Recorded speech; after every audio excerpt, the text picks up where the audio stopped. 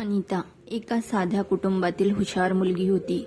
लग्नाआधी तिचं स्वप्न होतं मोठे अधिकारी बनण्याचं. तिचं लग्न रोहितशी झालं.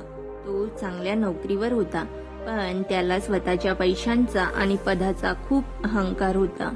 तो नेहमी अनिताला कमी लेखायचा. तुला काय कळतं, घर सांभाळ, मोठी स्वप्न बघू नकोस, कलेक्टर बनणं तुझ्यासारख्यांच्या बसचं नाही. एक दिवस त्याने मित्रांसमोर तिचा अपमान केला.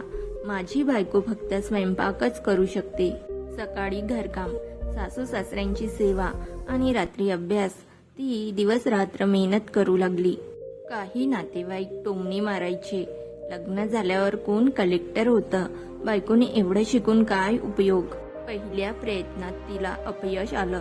रोहित पुन्हा हसला. मी आधीच सांगितलं होतं, ते तुझ्या बसचं नाही.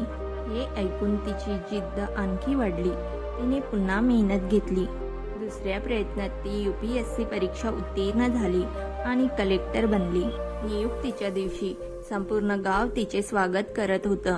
रोहित शांत उभा होता. त्याला स्वतःच्या अहंकाराची लाज वाटत होती. मंचावर अनिता म्हणाली, स्त्रीला कमी समजू नका.